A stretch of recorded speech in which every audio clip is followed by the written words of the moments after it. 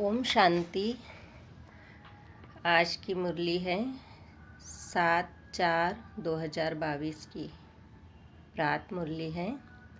सुनते हैं महावाक्य बाबा से।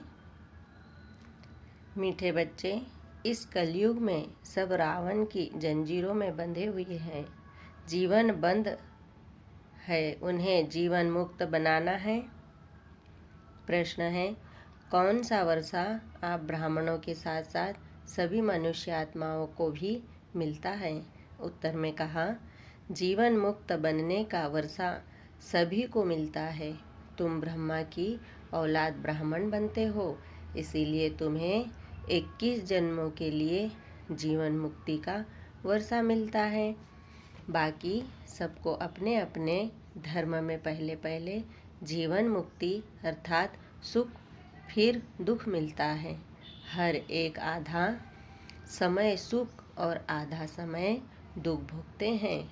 बाकी हर एक स्वर्ग के सुख नहीं भोग सकते, उसके लिए तो ब्राह्मण बनना पड़े।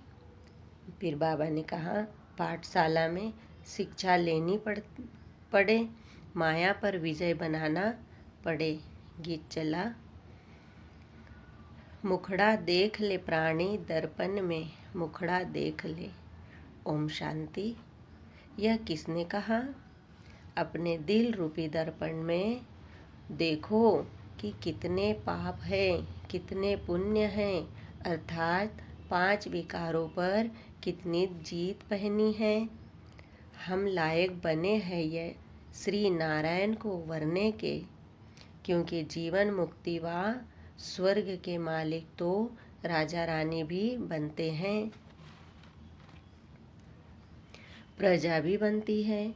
तो दर्पण में अपने को देखना है कि माँ बाप जितनी सेवा हम कर सकते हैं, बाबा ने कहा माँ बाप जितनी सेवा हम कर सकते हैं, यह सिर्फ तुम ब्राह्मण ही जानते हो कि यह कलयुग है और सब जीवन बंधन में है।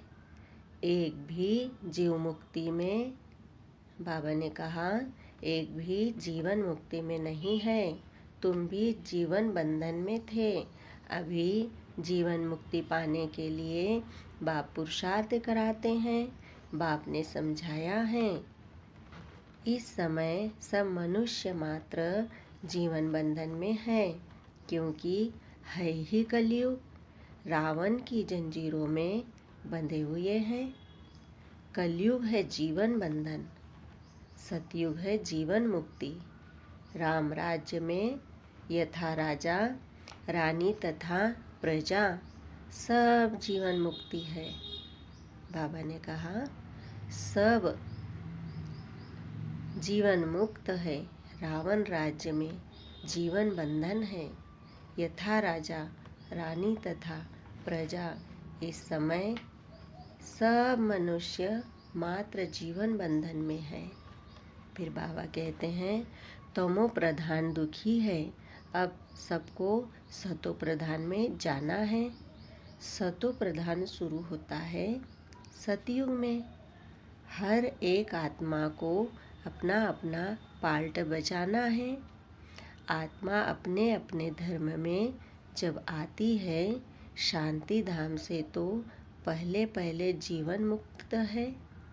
सतयुग त्रेता में किसको जीवन बंधन नहीं कहेंगे, क्योंकि रावण राज्य ही नहीं, कलयुग में रावण राज्य है।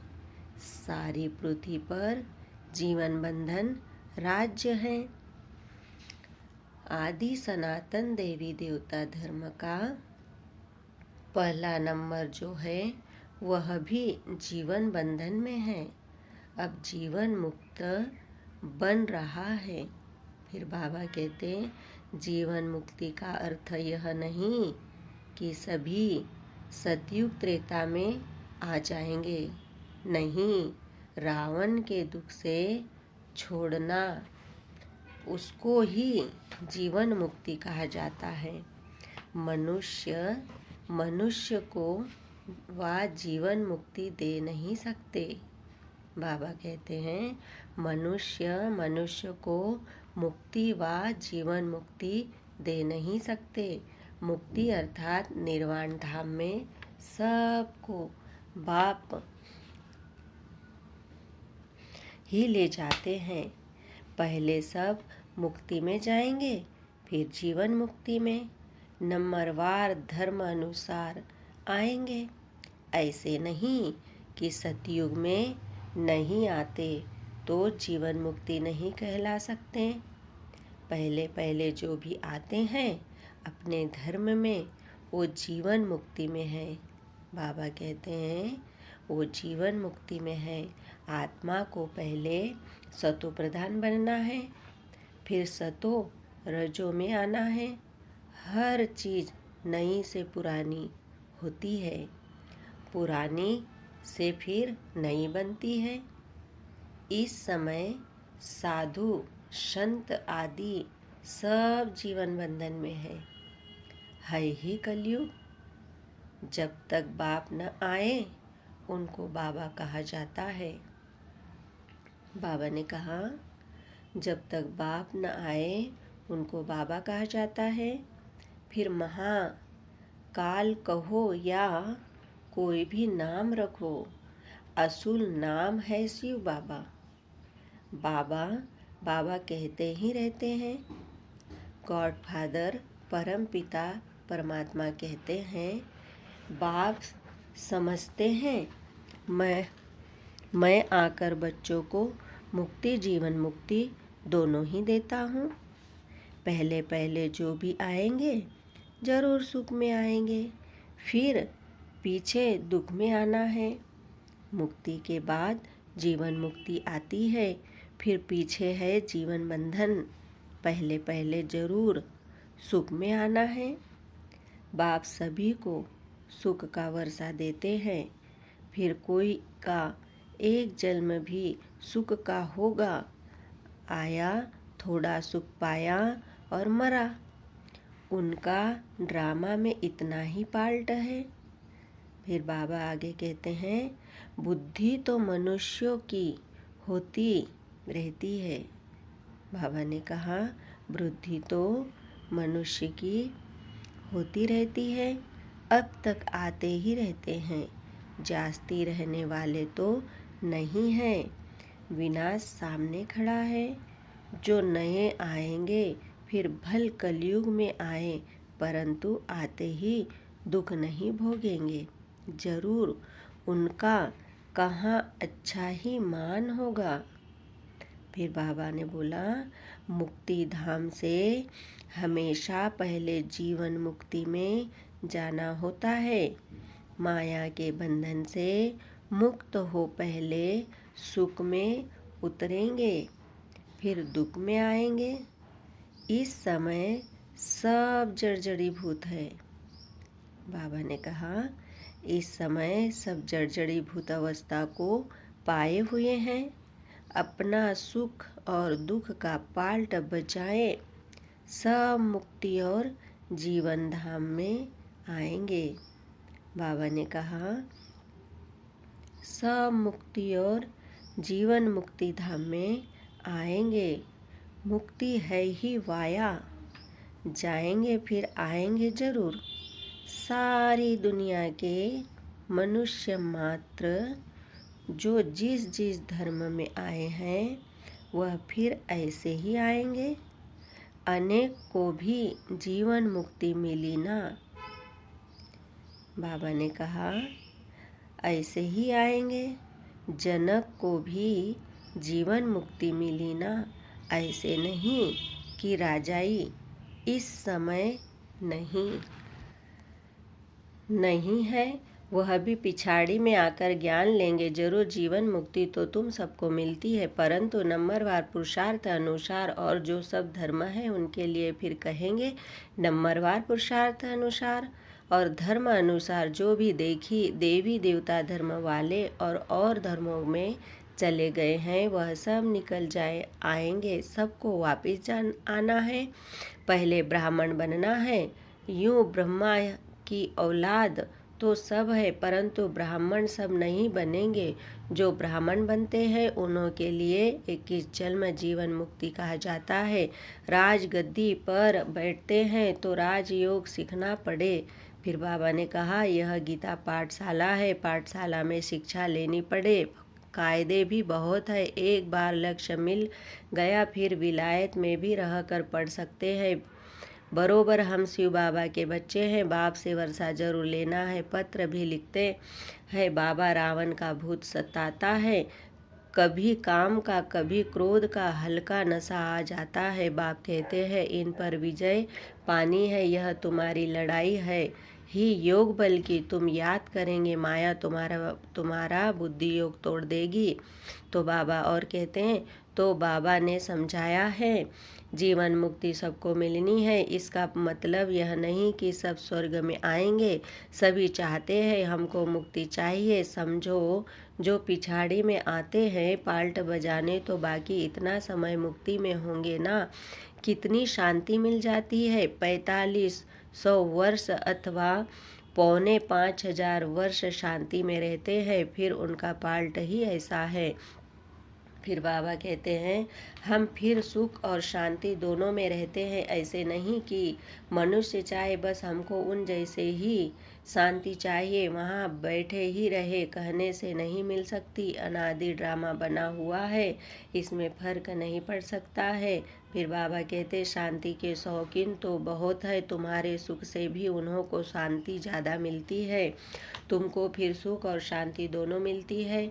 यहाँ सुख है अल्प काल का, शांति तो यहाँ होती नहीं। सुख धाम में है, बाकी जंगल में जाकर बैठ जाना वह कोई शांति थोड़े ही है। अगर वहाँ शांति है तो वहाँ ही बैठे रहे। फिर शहर में आकर इतने फ्लैट आदि क्यों बनाते हैं? वहाँ सतयुग में तो शांति ही शांति है। भल पिछाड़ी में जो आते हैं वह समझते हैं यहाँ अशांति ही अशांति है, उन्हों को तो शांति है। बाबा कहते, दूसरों को अशांति में समझते हैं, यह बातें बड़ी समझने की है। जीवन मुक्ति मिलती सबको है। 21 जन्म तुम राज्य करते हो तो दूसरे देरी से आते हैं, वह ऊपर शांति में रहते हैं। कोई सतयुग में अथवा त्रेता में पीछे आते हैं तो भी है तो शांति धाम में ना, वहाँ कोई दुख नहीं है। फिर नंबरवार आएंगे, हिसाब किताब भी है ना। फिर बाबा आगे कहते हैं, मनुष्य समझते हैं कि साइंस बड़ी तीखी है। हम कहते हैं हमारी साइलेंस सबसे तीखी है। बाबा की याद से ही ताकत मिलती है, वह साइंस की ताकत से ऊपर चंद्रमा में जाने का पुरुषार्थ करते हैं। तुम तो 1 सेकंड में सूर्य चांद से भी ऊपर चले जाते हो। बाबा ने कितनी अच्छी बात कही है। मूल वतन सूक्ष्म वतन से ऊपर तो कुछ है नहीं। सूर्य चांद से मूल वतन सूक्ष्म वतन बहुत दूर है, किसको मालूम नहीं पड़ सकता। यह है सब डिटेल की बातें। सूर्यवंशी राजा रानी बनने की तकदीर नहीं है तो कुछ समझ नहीं सकते हैं, न किसको न समझा सकते हैं। कोई ऐसे कह न सके कि मुक्ति जीवन मुक्ति का ज्ञान मेरे में है। जनक का मिसाल सभी को जेल में डाल दिया। इस समय रावण ने सबको जेल में डाल दिया है। राम आकर सबको छुड़ाते हैं। बाप द्वारा हम निमित्त बने हो। सबको रावण के चंबे से छुड़ाकर जीवन मुक्ति बनाने के लिए तुम्हारे नाम वाला है। शिव शक्ति सेना तुम्हारा नाम। इस ड्रामा में पिछाड़ी को बहुत ऊंचा होना है। फिर बाबा कहते, जब से बाप आया है तो माताओं का मर्तबा दुनिया में भी बहुत ऊंचा हुआ है। पहले विलायत में माताओं का मर्तबा बहुत था, वहाँ बच्ची पैदा होती तो बहुत खुशी मनाते हैं। यहाँ बच्ची पैदा होती है तो खटिया उल्टा कर देते हैं, बर्थडे भी नहीं मनाते। वैसे कन्याओं का कन्हैया गाया हुआ है। वास्तव में तुम सब कन्हैयाएँ हो। तुम्हारा यह नया जन्म है, बाकी पढ़ाई में नंबरवार है। आत्मा छोटी बड़ी नहीं होती है। शरीर छोटा बड़ा होता है, कोई झट समझ जाते हैं, किसकी तकदीर में नहीं है तो समझ नहीं सकते। जीवन मुक्ति और जीवन बंधन यह दोनों इस स्थूल वतन की ही बात है। सतयुग से लेकर जीवन मुक्ति होते हैं, फिर बाबा आगे कहते हैं फिर जीवन बंधन होते हैं द्वापर में। अभी सुख को सब भूल गए हैं, दुख में पड़े हैं, ऐसा कोई है नहीं जो कहे कि हमने 21 जन्म सुख लिया था। अब रावण राज्य होने के कारण मूत पलीती हो गए हैं। वहाँ रावण राज्य ही नहीं तो मूत पलीती कैसे हो सकते हैं। गाया भी जाता है योग बल भोग बल, वहाँ योग बल से बच्चे पैदा होते हैं। तुम रस्म को जानते हो, दूसरों की तो बात ही नहीं। अमेरिकन आदि की रस्म रिवाज वहाँ जाने, हम अपनी रस्म रिवाज को जान गए हैं। हम सतयुग के रहने वाले हैं, वहाँ हमारे रस्म रिवाज भी नहीं होगी, उस पर चलेंगे जैसा कल्प पहले तुम चले थे। जो हुआ होगा वह अब होगा। बच्चे ध्यान में जाकर रस्म रिवाज देख कर आते हैं, परंतु फिर भी ऊंची पद पाने का पुरुषार्थ करना है।